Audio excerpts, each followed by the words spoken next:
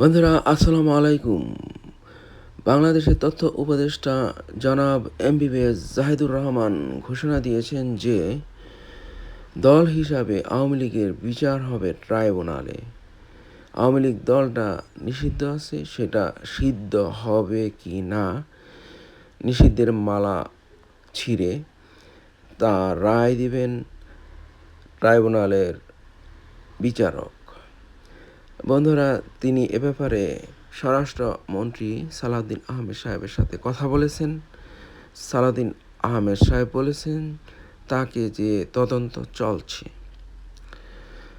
আর সেই সুবাদে তিনি একটু আগ বাড়িয়ে বলে দিয়েছেন আওয়ামী লীগ দলটার নেতা কর্মীদেরকে যে আপনারা একটু ধৈর্য ধরেন, আদালত এটা উপস্থাপন করা হবে এবং আদালত এ ব্যাপারে রায় দিবে যে দলটি নিষিদ্ধ থাকবে কি না।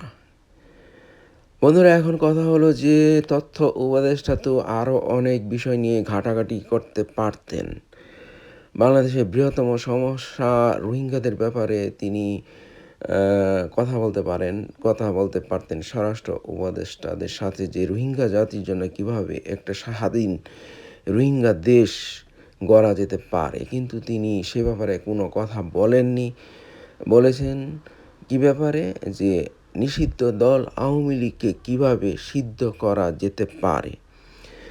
তার সাথে কথা বলে তিনি এটা বের করে নিয়ে আসছেন যে আদালতে উপস্থাপন করলে আদালতের বিচারক রায় দিবে যে এই দলটা আর নিষিদ্ধ রাখা যেতে পারে না, কারণ এটা একটা গণতান্ত্রিক দেশ, সব দলেরই রাজনীতি করার অধিকার রয়েছে।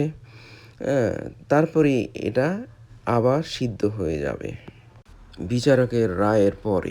জাহিদুর রহমান সুচতুর একজন আওয়ামী লীগের কর্মকর্তা বলা যেতে পারে, আর সেজন্যই তিনি আওয়ামী লীগকে নিষিদ্ধের মালা ছিঁড়ে সিদ্ধ এনে দিতে চাচ্ছেন।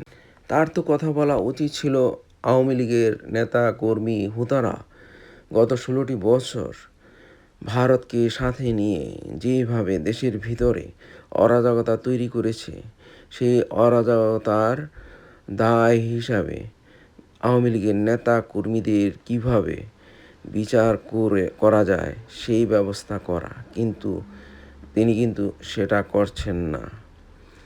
তিনি আওয়ামী লীগ দলটাকে একেবারে খালাস দিতে যাচ্ছেন, আওয়ামী লীগের নেতাকর্মী হোতাদেরকে একেবারে খালাস দিতেছেন, যারা নাকি ভারতীয়দেরকে বাংলাদেশের ভিতরে এনে অরাজকতা করেছে গত 16টি বছর, তাদেরকে তিনি দায় থেকে মুক্তি দিতে চাচ্ছেন আওয়ামী লীগ দলটাকে আবার নিষিদ্ধ থেকে সিদ্ধ করার মাধ্যমে। খোদা হাফেজ।